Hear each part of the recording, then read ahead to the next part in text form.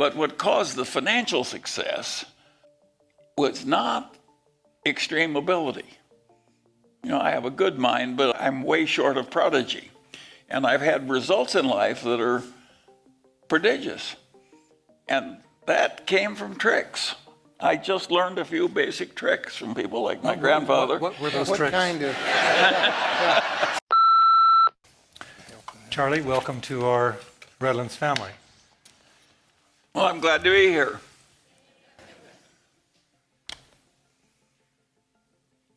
I always like these awkward moments. I know. You're supposed to start. Oh, I'm supposed to start. Well, listen, ladies and gentlemen, this is an amazing evening. I've had the pleasure to spend, I think, 3 times with Charlie, 4 times. Once at his house in Hancock Park, and then from time to time he comes to Redlands. Isn't that amazing? So I'll simply start with an interesting question. I think it's an interesting question. Charlie, you have investments in a lot of places like Mill Valley and Santa Barbara, and you live in Hancock Park, and sometimes you say that Pasadena is your second home, and then you have various investments around Claremont, and now investing here in Redlands. Why are you investing in Redlands? What do you think about Redlands? I mean, what is it that attracts you here? I mean, I can see a kind of pattern there: Santa Barbara, Mill Valley, Pasadena, Claremont, and Redlands. So what is it, Charlie?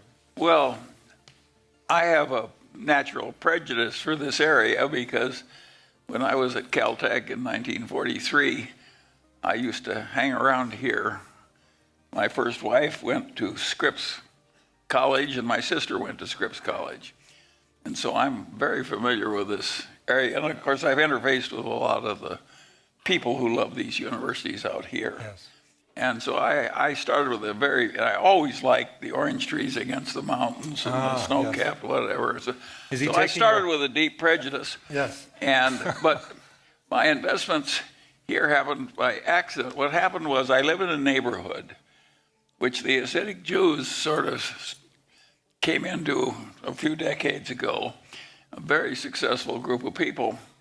And one day into my house, a very young 17-year-old Hasidic Jew came by and gave me the Hebrew Bible in Hebrew. And, you know, Munger sounds like it could be a German Jewish name, and it means peddler in both German and English. So it wasn't totally crazy for an Hasidic Jew to think that Munger could read the Hebrew Bible in Hebrew, but of course I couldn't. And I got to talking with him, and one thing led to another, and I sort of befriended Avi and watched him grow up. And Avi never went to college. He has a mild attention deficit disorder, but a ferociously high IQ. And he was worried about it. And I said, Avi, don't worry about it. You don't need any college. You're going to succeed mightily. Well, Avi is now 32 and has 4 children and a hugely successful business. And I was right, he didn't need college. And Avi's sitting right there. Stand up, Avi. Yeah, wave to the crowd. And Avi had a client, his main client in his apartment management business, and he was unhappy. And I think rightly so. And so I said to him one day, because I'd gotten to like and trust Avi, I said, why don't you just get rid of that client you got and buy a bunch of apartments for me? And the first ones we saw were the ones I bought out here. And that's how it happened. And by the way, they're at the end of Alabama, you know, those beautiful apartments. Yeah, they're really amazing. Yeah. Parkview Parkview Terrace. That's great. I think half of the occupants of those apartments work at AS3. So one day I'm sitting there and he calls me and he says, could I come out and talk to you? Of course, I didn't exactly know who Charlie was. So sure, yeah, okay. And that's what began this friendship, actually. It's amazing. But we've had a fair amount of fun, Avi and his partner, Ruben and I. And it's kind of creative to buy old apartments and fix them up. And of course, we have a philosophy that there is no income unless the place is properly cared for. And the apartment management field is full of people who just milk the properties and do the very minimum. And that's a stupid mistake if you're a long-term investor. and Avi and I share a belief that all these things should be immediately improved. And I think in the first, year or something like that, we spent $600,000 on trees on just 4 projects. He's got my heart right there. I've got to say, was that a planted question? No, it was not a planted it was not. And, but Oh, Larry.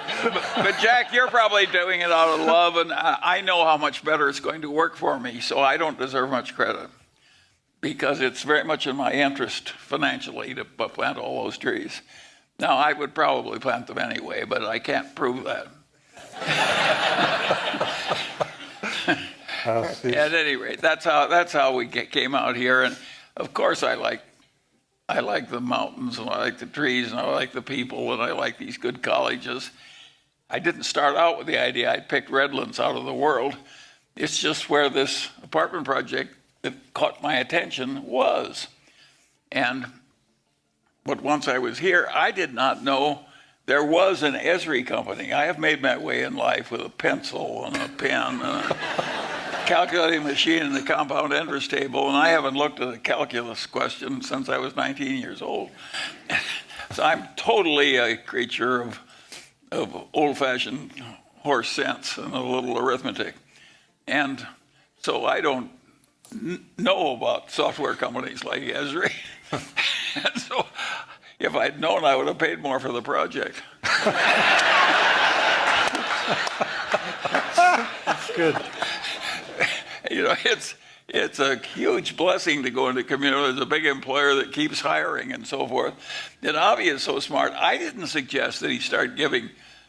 There are all kinds of rules in apartment house operators about guarantees of leases and down payments and what have you. And not every new employee of Esri qualifies.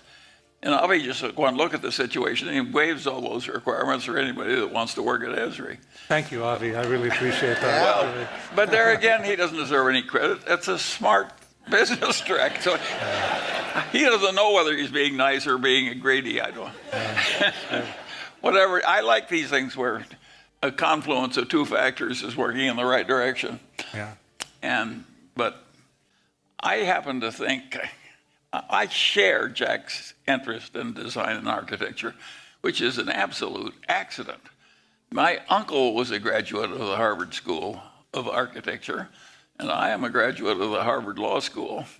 And I have done a fair amount of house building for myself and building projects of various kinds in my long life. And so it's kind of a hobby with me to do what Jack does sort of professionally. And so, of course, man, I see this beautiful campus and this very successful company. And I'm also a total nut on the subject that the best way to get what you want in life is to deserve what you want. And of course, if you apply that to business, that means you really take care of the customers. And it's perfectly obvious that what's happened to Esri would not have happened if it weren't terribly good at taking care of the customers.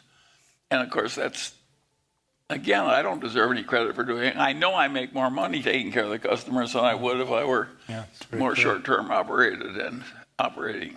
And so I don't want to masquerade as a better fellow than I am because since it works so well, I don't think it'd be nice if I were like Mother Teresa and do something I didn't like doing. Because I'm a noble soul, but my life is organized so that just time after time, what works for my pocketbook works for every moral teaching that I've been taught. Yeah. And anybody who's in such a position is very lucky. And you people who work for a company like Esri are hugely lucky too, because there are a lot of employers that are defective. One of the things I have as a question is, you have acquired many companies, you and Warren together in your career. You've looked at probably thousands. What's the kind of philosophy that you have determining what's a good company and what's not a good company? And I'm not suggesting that you've had perfect success in all of your acquisitions, because I know you haven't. You told me that. But what is your sort of philosophical rule base for when you're looking at organizations to invest in or acquire? Well, we have a very peculiar way of looking at things. We want to buy something that's intrinsically a very good business, meaning that an idiot could run it and it would do all right. And then we want that business, which an idiot could run successfully, to have a wonderful person in it running it. And if we have a wonderful business with a wonderful person running it, that really turns us on, and it works very well. And now we do make exceptions, but not many.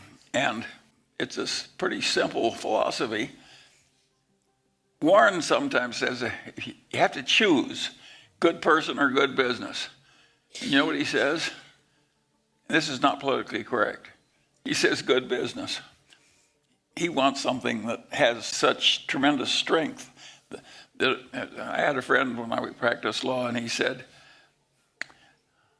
if it won't stand a little mismanagement, it's not much of a business. And we like businesses that stand a lot of mismanagement but don't get it.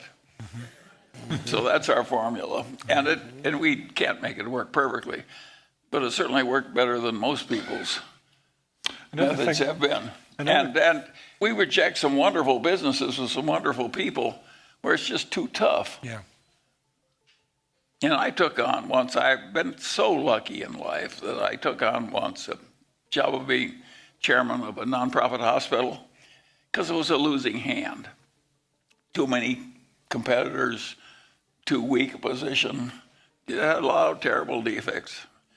And I said, you know, this is good for me. Expose myself to the disappointments of the real world. And I want to tell you, it was 40 years of mixed agony and pleasure. and the agony never went away. It was, if the business is tough enough, it has a way of staying tough. As Warren says that when a business with a reputation for being tough and a manager with an opportunity for being brilliant get together, he says it's the reputation of the business that remains. And if they start tough, they stay tough. Yeah. It's really hard to change a whole business or a person.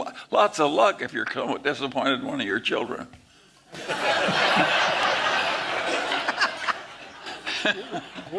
You started.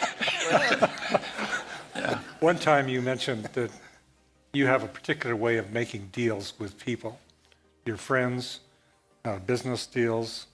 Could you sort of express that to this crowd? Your sort of philosophy about. Do you try to win at all costs, or what is your? No. What do you do? Again, what really works in life is win-win, and that requires some sensitivity to the other fellow's way of thinking and his needs too. But win-win is the only formula that really will work on and on and on. And when it really starts working, when two people trust each other, imagine. Take an operating theater at the Mayo Clinic. The whole damn group trust one another. There's not a lot of lawyers they just know what to do and when to do it and who to call on for what help, and everybody does what they're supposed to and so on. So we're trying to get these win-win relations, and of course I see it all the time. Costco has this reputation. I'm a director of Costco, and Costco has this reputation of being a fairly tough buyer. I don't regard them as that tough. There are a lot of people who are rich as small suppliers of Costco. But Costco is into win-win, and that's what really works. Yeah, it's win-win with their customers, but it's also win-win with their suppliers, and it's also win-win with their employees. Absolutely. Everybody has to win-win. Yeah. And Peter Kaufman, whom you know well, is just Peter was here a few weeks ago. Did anybody see Peter? He's a close friend of Well, Peter's the ultimate win-win operator, and the last person I want to compete with in life is Peter. He just takes such good care of the customers. I've never heard any complaint from Peter's customers except that his price is high. Everything else about the business is perfect.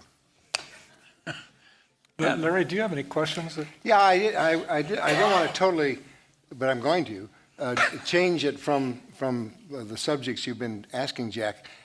and forewarning, spoiler alert, we talked about this backstage. I think you have a surprising take on a question that I was asking about philanthropy in this country, and you gave an analysis that to me was quite unexpected that I wasn't really thinking about. So can I have you? Yeah, I'm glad to repeat it. What I have noticed in my life is that in Europe, they do not have American philanthropy. It's just different. The only country in Europe where the people give heavily and routinely the way we do in America is Holland, and they were fighting the North Sea together. Right. 35% of Holland is under sea level, and they really had to help one another with the dikes and so forth. And in America, we had the pioneers taking away the country from hostilities and danger and bad climate and so forth, and everybody had to help everybody else. So I think that both Holland and the United States were helped with a big tradition of philanthropy by the common hardship. And I think it's a great strength that we have in America. And if any of us were transplanted to Italy or France or Germany, we'd feel we're among the most selfish people. Yeah. They just don't have much of a tradition of giving. And I don't know about you, but my involvement with charitable activities has been a big part of my life. And I think I'm better for it, and I've had a better life. So I think they're missing out. How do you do it? I mean, what I've watched is you have a very specific set of things you do, and I'm totally charmed by it, but also interested in having you share it. Well, not everybody is charmed by it, because I get begging letters every day, and I just throw them in the wastebasket, particularly when they come from individuals I don't know. Yeah. Because I have a feeling if I started responding to those, I'd have nothing but letters. But I'm like everybody else. I have things that interest me more than other things. And I have done a lot of philanthropy where I've mixed my own ideas with my money. And my attitude there is a lot like what McNamara told the Chinese when he went over there when they were still mired in communism without Chinese characteristics. And McNamara says, we're giving you all this money from my World Bank. He says, but I want you to know something. He says, the ideas I'm promoting are going to help you a lot more than this enormous amount of money. And so it worked out. What a little free enterprise did when added to Chinese communism was take 800 million people up to a billion-something people, and 80% of them were living in stoop labor and subsistence agriculture. They were living like the people of Central Africa live. And it wasn't all that many years, but with the Chinese have a big middle class and an average GDP of $10,000 a person instead of $300 a person. It's transformed the world. And the ideas were worth more. And you have to give the Chinese credit for, one of those old communists said, I don't care if the cat is black or white as long as it catches mice. They watched the Chinese man in Singapore take a malarial swamp and turn it into almost a paradise with a 70% Chinese population. And they're sitting there in this poverty and obscurity and no toilets and really very tough lives. And here is Singapore flourishing with its Chinese population. And that old communist says, I want to be like Singapore. And he made it happen. Now I think he deserves some credit. In my life, I think what happened in Singapore was one of the interesting bits of political science that ever happened in the history of the world. I would argue that Lee Kuan Yew is probably the greatest nation builder that ever built. Now, occasionally he would use a pretty tough method. When he took over, he was a very young man, and he needed an army. He was surrounded by a bunch of Muslims that hated him. And in fact, they'd spit him out. And he asked all the other nations of the world to please help him get an army, because the English just left and said, handle your own problem. And every nation in the world refused to help him but one, and that was Israel. And he said, how am I going to take military aid surrounded by Muslims who hate me from Israel? He finally figured it out. He accepted the aid and told everybody they were Mexicans.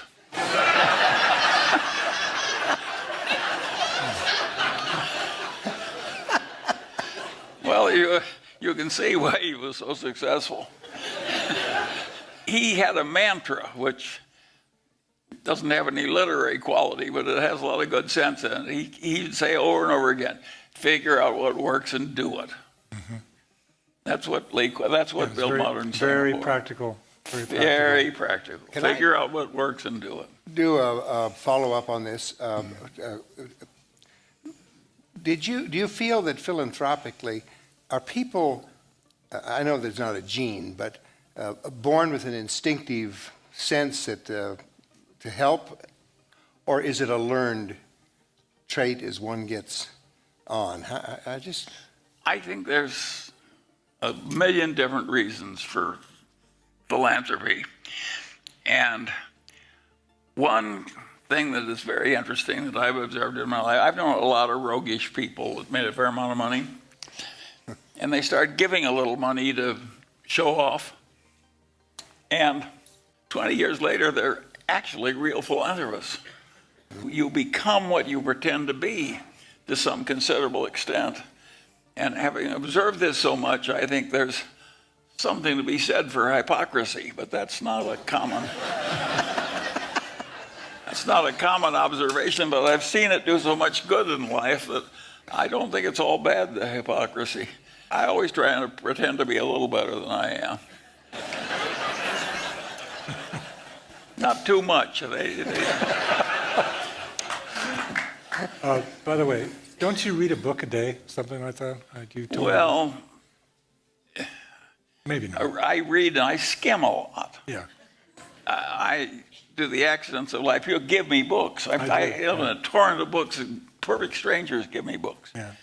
Lots of them. And I almost never buy a book anymore. When I was younger, I used to order them from the book review columns of the New York Times.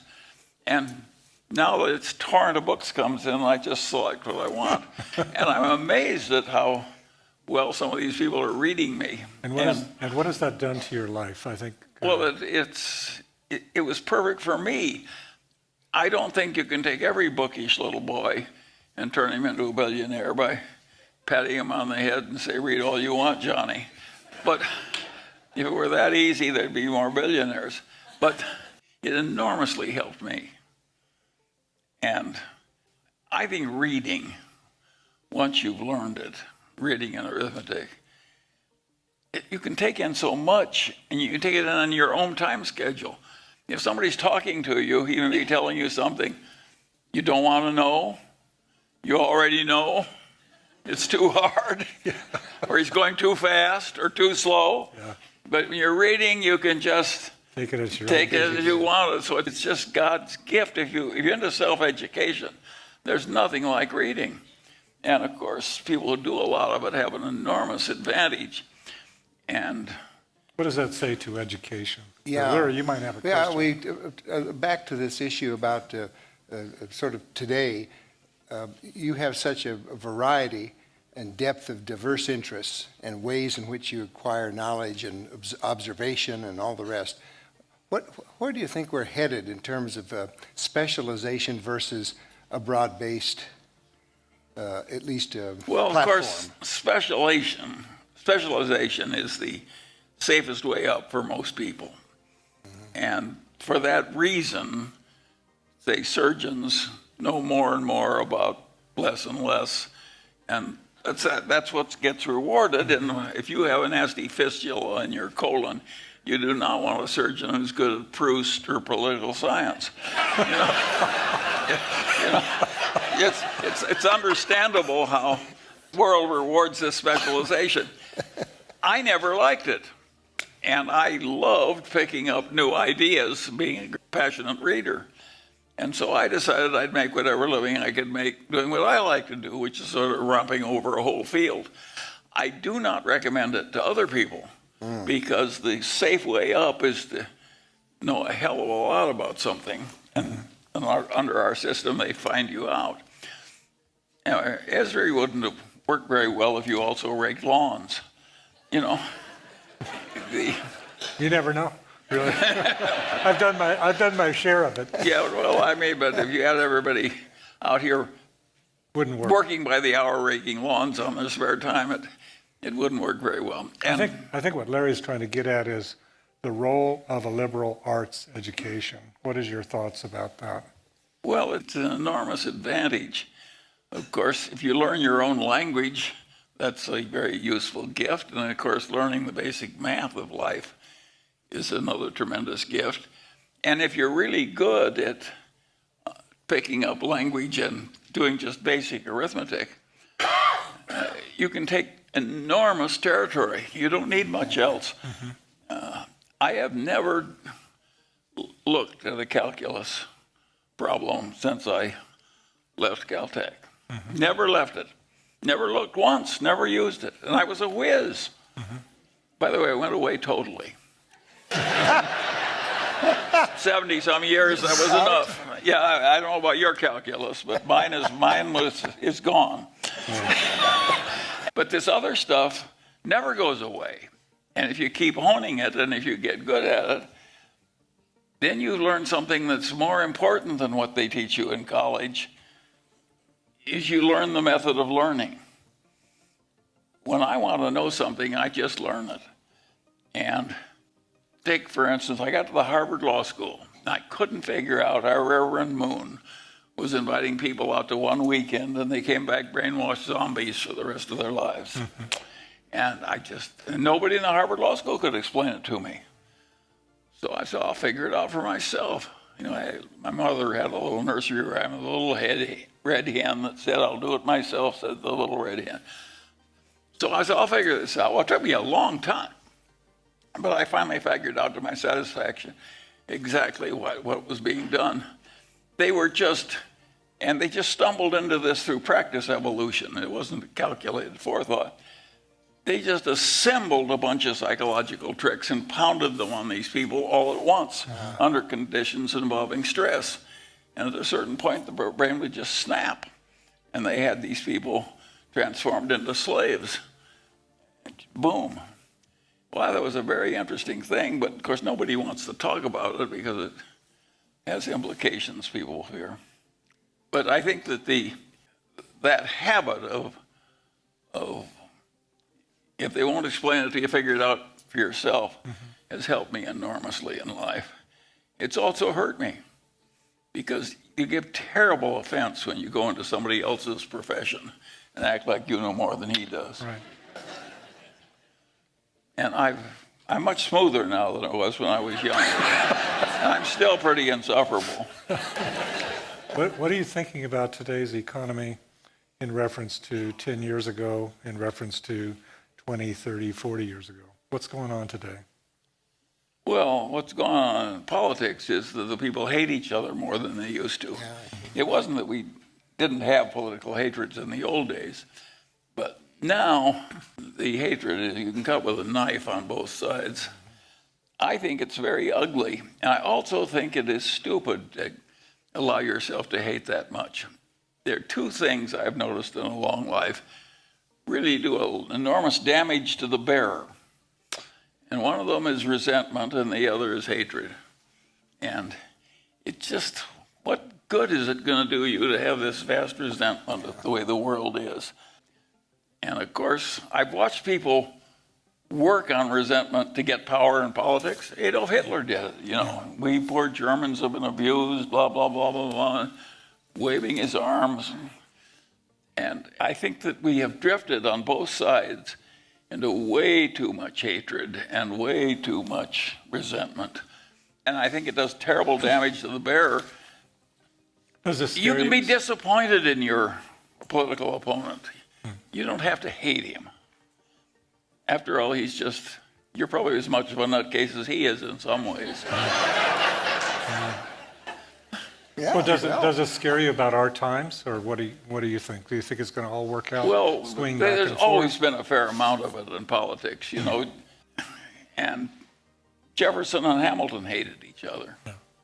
And Franklin didn't even Franklin had a certain amount of resentment and hatred, and he worked hard at being sensible.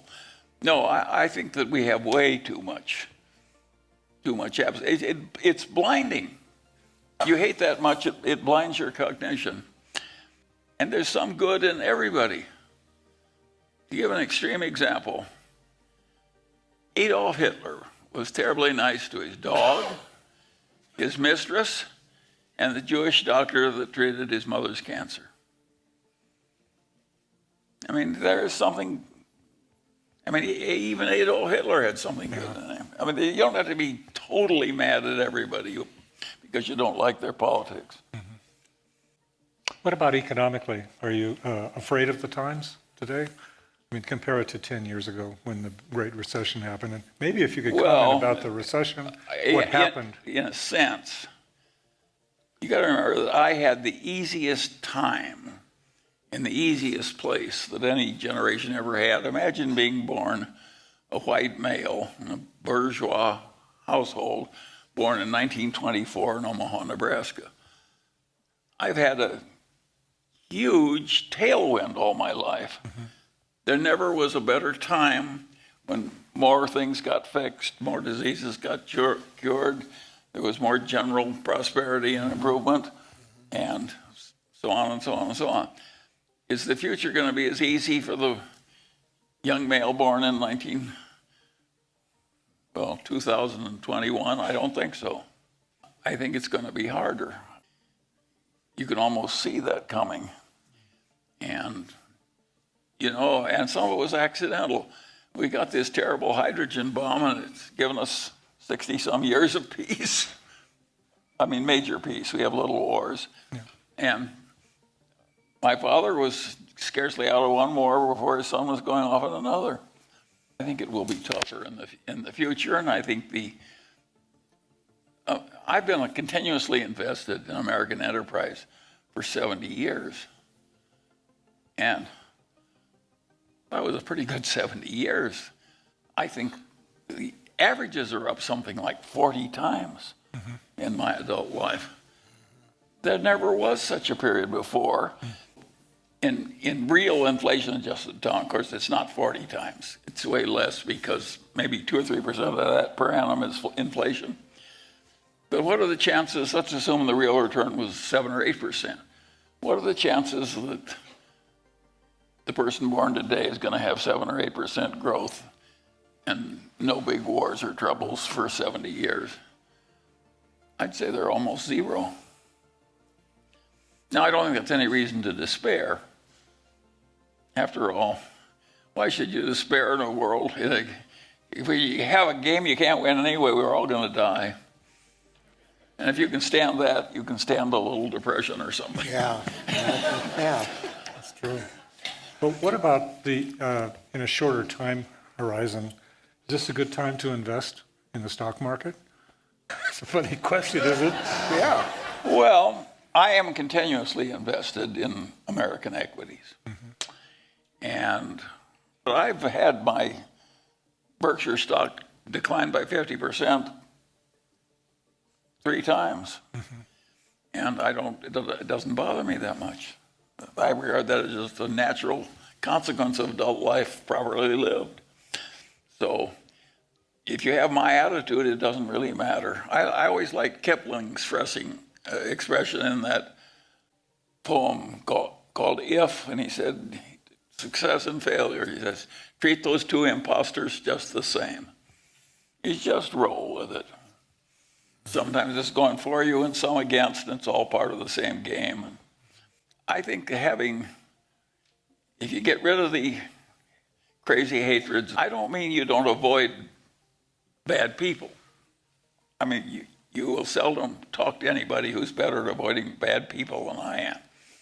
But I think that's okay, but I don't hate them.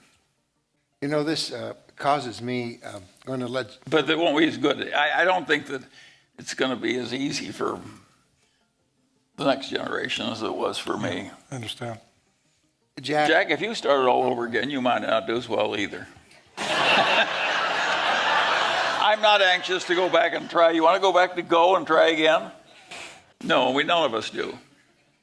I mean, I was very lucky, just like you, in a sense. I was luckier, actually, in that sense. Yes, Larry? No, I was going to say, to do a little housekeeping, were we reserving some time, or had we talked with him about taking any questions ultimately from the Would you audience? like to take some questions from the people? Would you like to ask any questions? I do it at the annual meeting of Berkshire all Well, the sure. time. Well, Charlie, Sometimes I don't answer, but I take the question. yeah. Well, you have the same prerogative here for which you're getting paid. Mics here? Are there mics and runners? Not sure if we have them or not. Okay, you have to speak loudly. Okay, raise your hand, All right. introduce yourself. Hi, I'm and Chris then, Talon.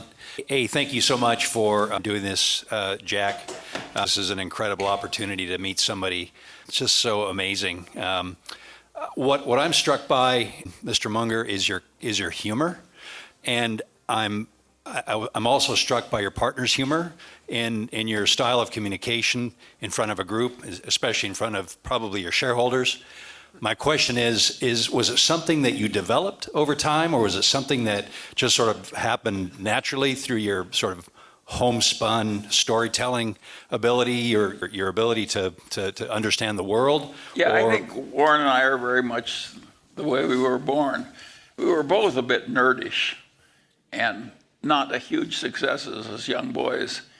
But we both had this love of humor, and we both loved understanding how things worked.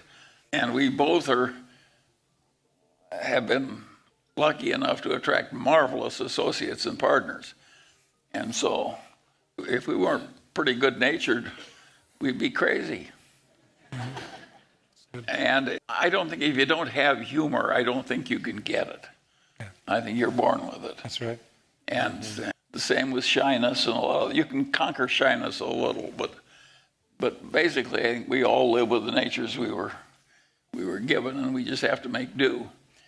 But Warren and I have fun in business, and we like our business, and we like the people we work with, and we like the problem solving. That's a huge advantage in life. If you really love problem solving, that is worth about 20 IQ points. Yeah. Very true. Another question. Right here. Thank you. Introduce You're yourself. wonderful to listen to. Thank you. I wonder if I could ask you to go back to maybe your 20s or something of what got you really excited when you began seeing what you might do and what your future could be, or what you seemed to be especially enthusiastic about that led you down this path. What turned you on first? Young, you could have Well, played it's football. very, I came from a conventional family, happy marriage, good siblings, etc. My parents' friends were wonderful people, so I had just fabulous people. In fact, I used to say I have a great trouble in Los Angeles finding people as fine as the people I used to know in Omaha. And I had a very unusually desirable situation as a young boy. And so did Warren. And although he was more unhappy when he was young than I was.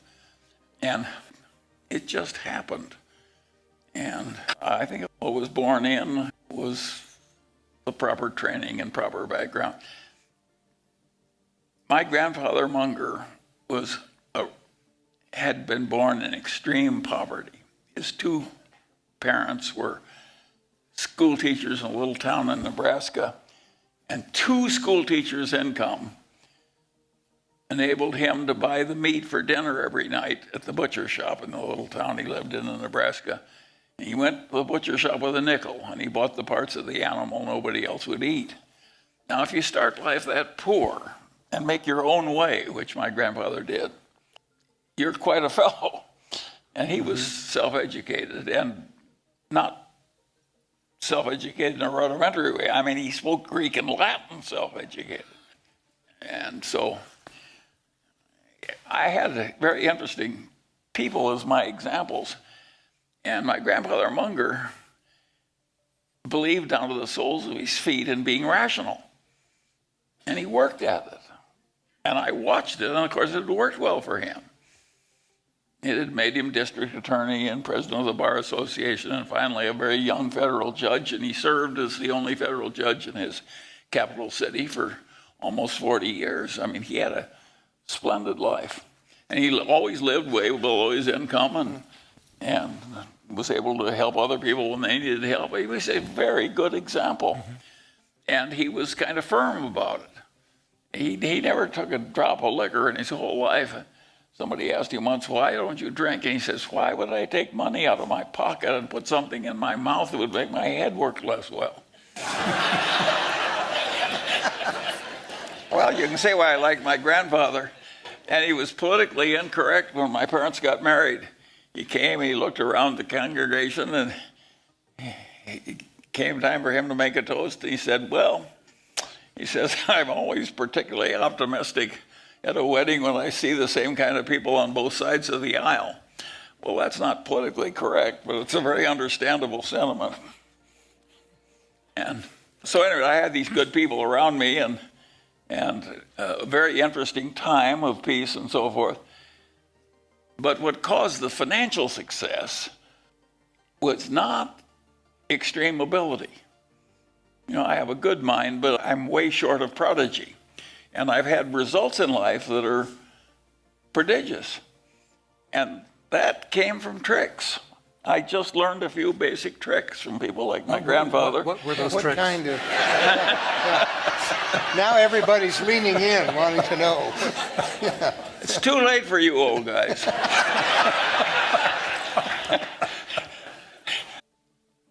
There are all kinds of tricks that I just got into by accident in life. One, I invert all the time. I was a weather forecaster when I was in the Air Corps. And how did I handle my new assignment? Being a weather forecaster in the Air Corps is a lot like being a doctor that reads x-rays. It's a pretty solitary. Yeah. You're in the hangar in the middle of the night and drawing weather maps and you're clearing pilots, but you're not interfacing with a bunch of your fellow men very much. And so I figured out the minute I was actually making weather forecasts for real pilots, I said, how can I these pilots? Now, that's not the question that most people would ask, but I want to know what the easiest way to them would be so I could avoid it. And so I thought it through in reverse that way, and I finally figured out, I said, there are only two ways I'm ever going to, I was in the ferry command, there are only two ways I'm going to kill a pilot. He said, I'm going to get him to icing his plane can't handle, and that will kill him. Or I'm going to get him someplace where he's going to run out of gas before he can land because all the airports are sucked in. And I just was fanatic about avoiding those two hazards. And if Kobe Bryant had had somebody like me, he'd still be with us.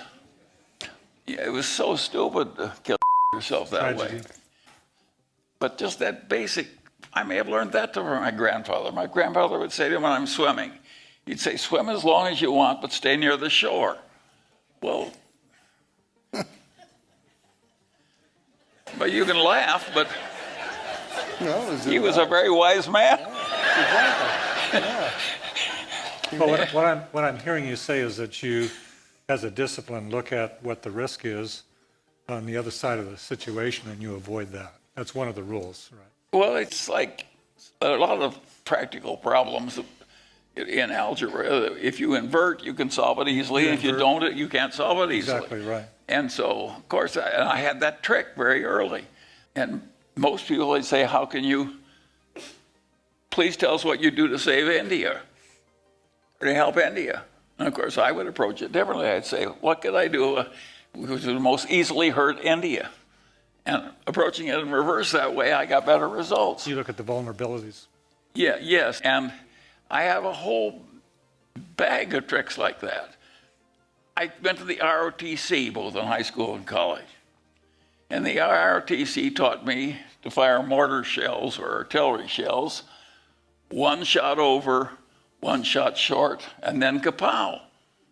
Well, I never shot any damn shells, but I've been using that mental trick all my life. That's how I determine what size to make something. And under. Over and under and kapow.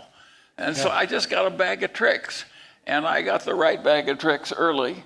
And of course, it's been of enormous help to me. Let me give you an example. I had a client once when I was a young lawyer, and he owned a bunch of hilly ranch land on the edge of civilization, not very far from here in Southern California. And the Edison Company came through and they wanted a new easement through his land. They already had some easements. And he hired the leading appraiser in Orange County, real estate appraiser, and said,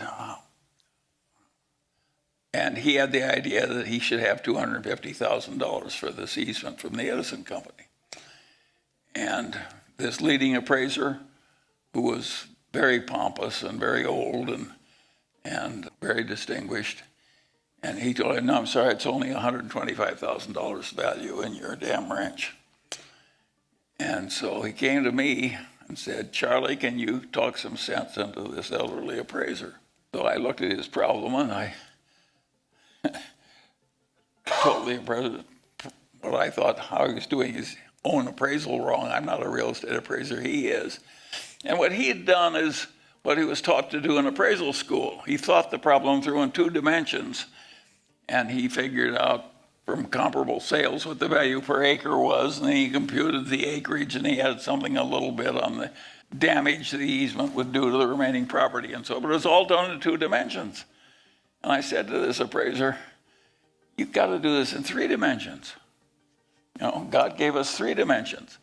And I said, if they put the utility towers, big transmission line towers, which is why it's going to freeze the grade. And the logical way to develop your land is to lop off the top of the hills and put them in the valley. That's the way hilly land is developed. And they're doing enormous damage to you by freezing the grade. And he wouldn't change a damn thing. So I said to my elderly client, I think you have to fire this twit. And I will hire you an appraiser who can think. And so I got him $600,000, which wasn't at all hard because I was dealing with a bunch of honest engineers at the Edison who did think in 3 dimensions. But again, that's so simple, but you'd be surprised how many lawyers would screw that one up.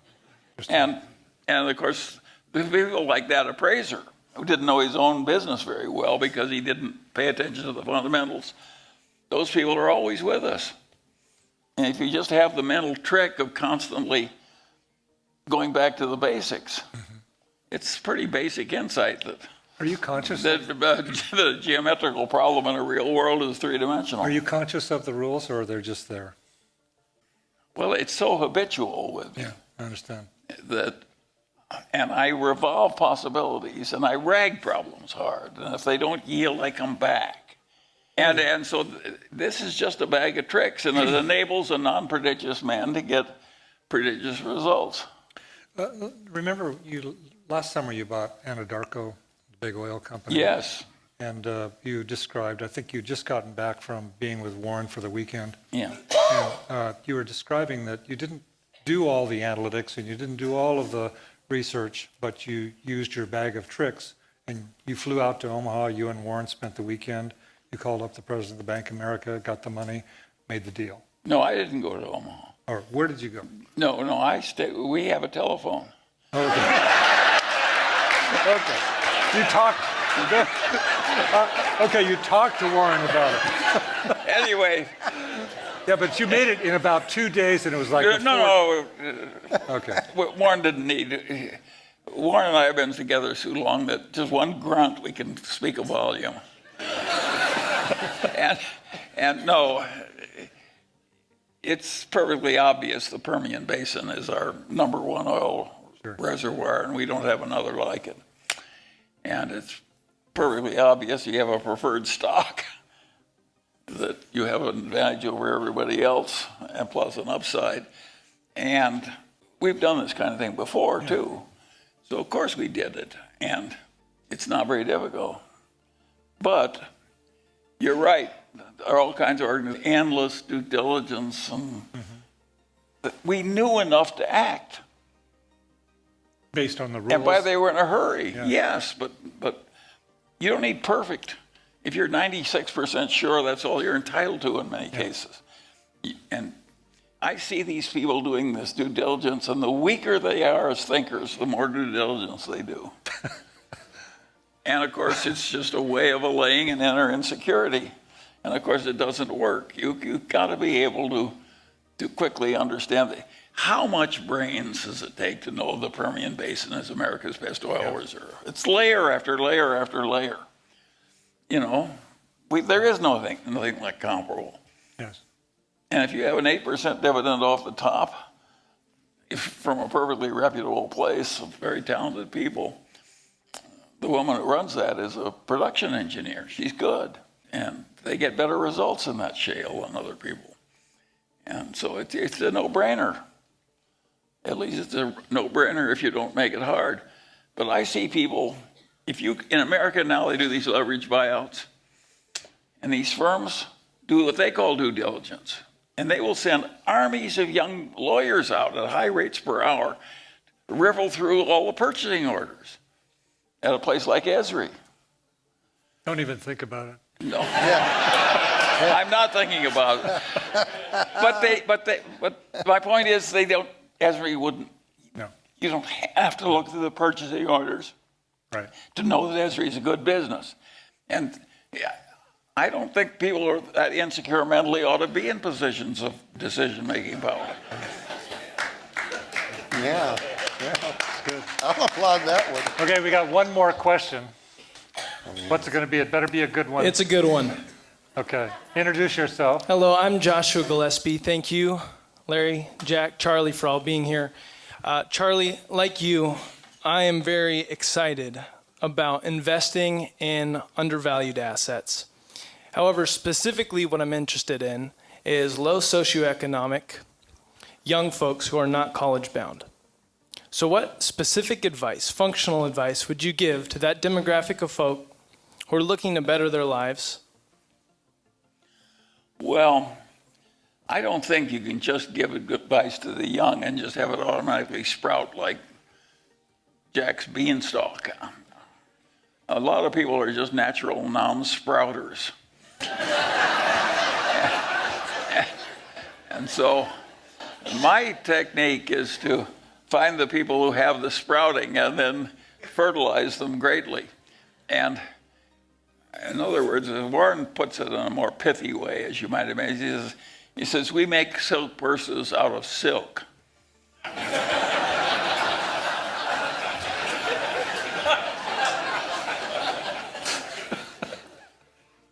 So that's our system.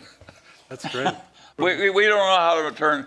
Now I can turn any purse, any silk, into a better purse if they'll learn my tricks. But what I found there is that they either get it quickly, almost instantly, or I never get through. I don't know what Jack's experience is, but I have all kinds. They're nice people, but they got their thoughts are already there. The thoughts they already have displace. They've been programmed in a different way than you. And they can't accept the They change. can't accept it, yes. Even if they kind of suspect you're right, and you're rich and they're not, they still think they know. Well, they're victimized by their rules or their tricks, as you call them. You happen to be brought up in an environment where the tricks. Yeah, and one of the your great programming tricks was in good. life is to destroy your own best loved ideas. And that I worked at. Mm-hmm. I actually go through my best loved ideas occasionally, see Give me if an I can example weed of- one out, you know. What are you talking about? Give me an example. Well, a good example. Well, that's a very good example, but it's not an example of this. Let me give you an example. It's a hard one. We had an executive in Berkshire who was a wonderful human being and terribly good at what he does. He was an actuary. And he was a member of our inner council, and he was with us, and we knew his wife and children, and we loved the guy, and he got a nasty cancer and was dying slowly.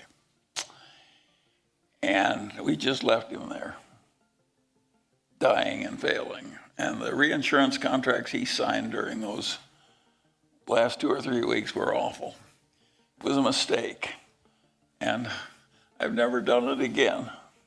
It's natural to love your friend so much. And it's hard to come down on a close friend. Yeah. And It's in your rules. How can you break? It's like getting up on the same side of the bed every morning.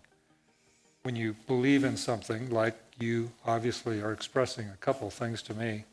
One is that you loved this guy and you didn't want to just shut him down, so you kept him in place and he screwed up. Is that the basic message? yeah, I had a higher duty, and it was, Yeah. I think it's a forgivable sin. You know, I'd rather have, if I'm going to have sins, I'd rather have this one than a lot of others. Right. But it was a mistake. Yes. It was a mistake. Or maybe not. You know, that happened to Lee Kuan Yew, this guy I admire so, ran Singapore for so many decades.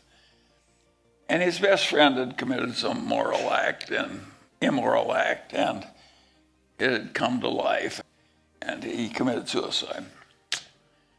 And the wife came to a close friend and said, you know, in Chinese culture, it's a deep shame to commit suicide. Can't we cover up the suicide?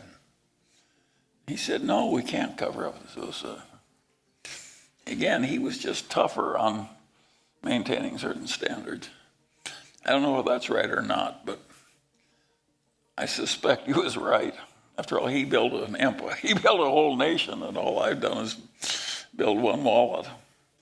Well, I'd like to close with a couple more questions about your own philanthropy at UCSB. And first, how did you? Well, that is, by the way, that's a marvelous example.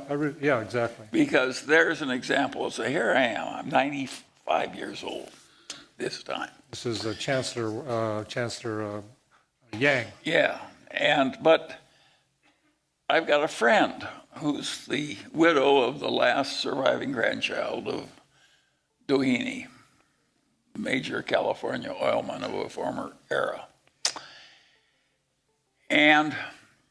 But it's in Santa Barbara, the ultimate NIMBYism. And she's got an 1,800-acre ranch with 2 miles of frontage on the ocean, no wind, perfect climate, great views, avocado trees. It has a private lake. It's like you can't believe it.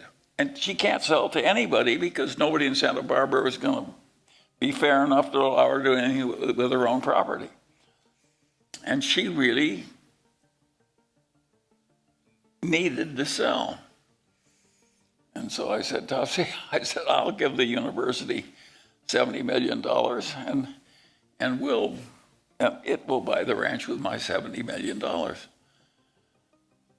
Well, I knew that the university is not subject to the damn Santa Barbara zoning rules. And so I had suddenly transformed $70 million into $1 billion worth of property in about 2 seconds. Now, I didn't get the billion, the university did, but I like helping the university. And particularly when I can get $1 billion worth of value for $70 million plus a little horse sense. And so What's going to happen? now, not everybody would have known that they weren't subject to the The zoning university rules. needs housing. Charlie saw that they needed housing. He was interested in the university, saw this property, and so now they suddenly have the ability to build housing for students. It's a Well, it'll be faculty and graduate students, yeah.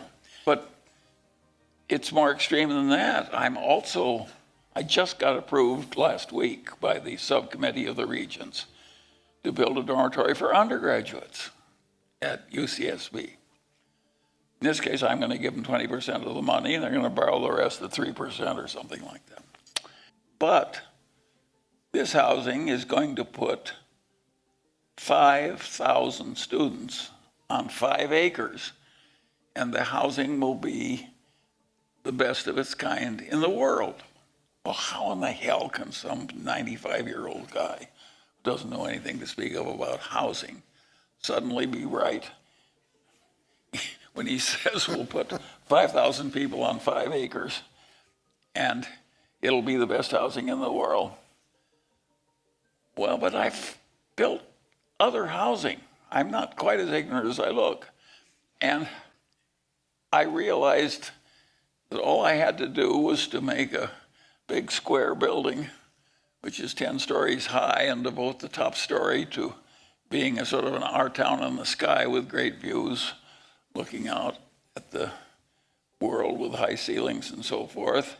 and then adopt ship architecture for the rest of the thing, and build it out of precast concrete for the first 7 floors on a poured concrete foundation, and then build the top floor out of Butler steel components, which is what Costco uses to build its stores wherever it is allowed to do it.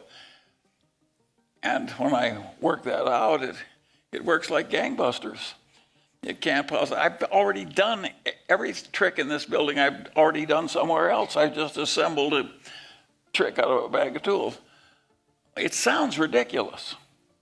Doesn't sound ridiculous. To me, it sounds like your philanthropic Yeah, but that's the vision. question of Put all the stuff together to actually make it real. it's the mental trick that's interesting. Yeah.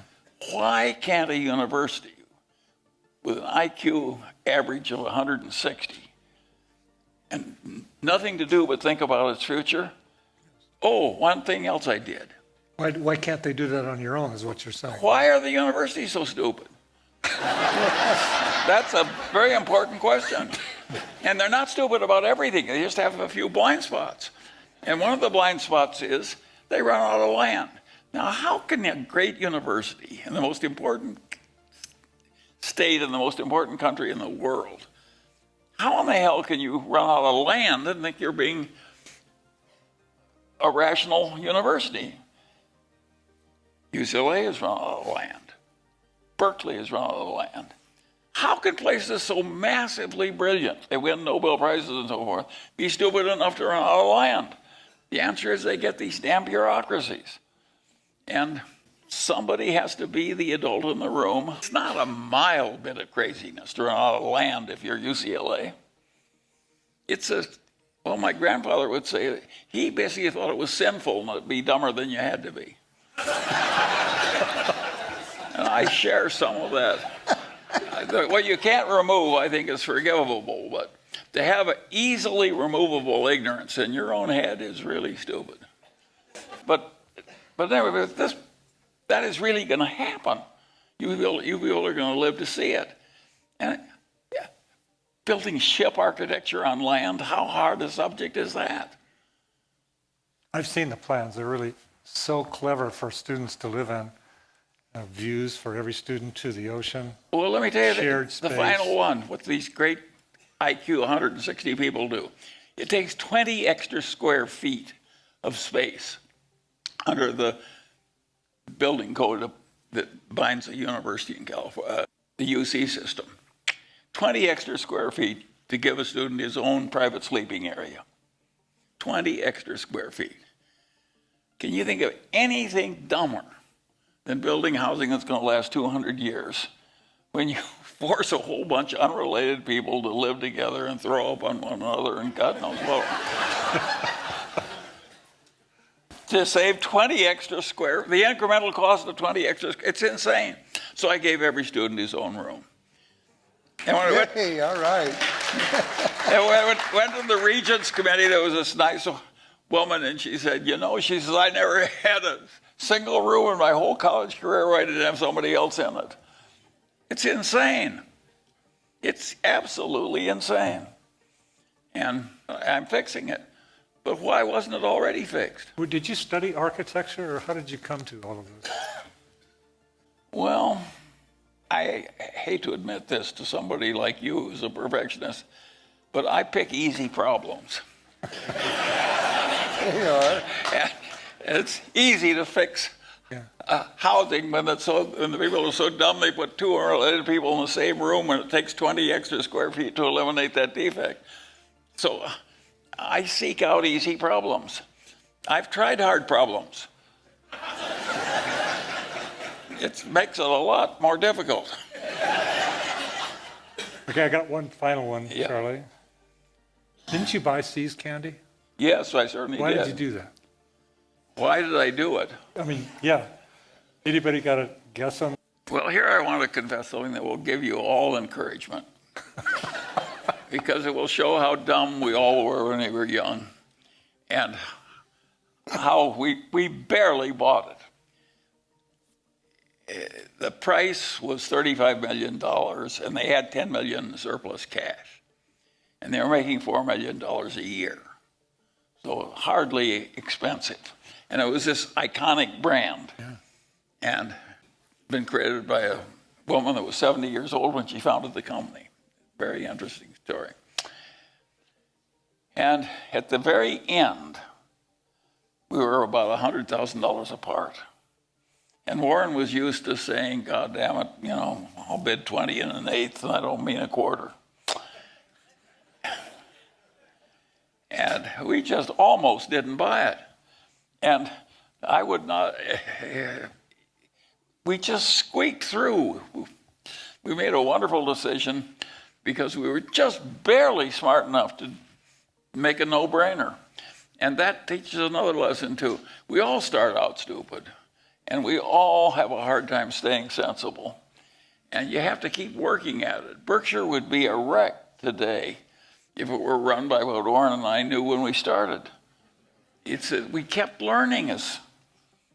And I don't think we'd have all the billions of stock of Coca-Cola we now have if we hadn't bought Seas. You know, I mean, there were huge consequences of getting over that last stupidity. We threw out our typical firm business-like methods, and what happened there,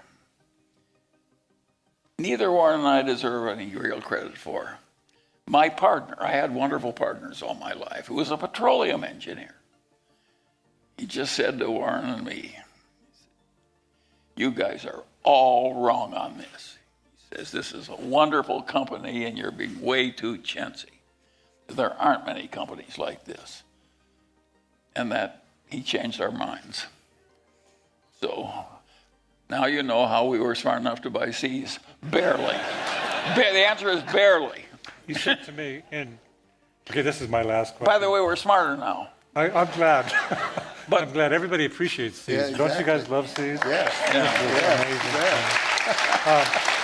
You said to me something about the high road. Well, that's Warren's famous remark. I love that. Share that. Warren always says, you should always take the high road because it's less crowded.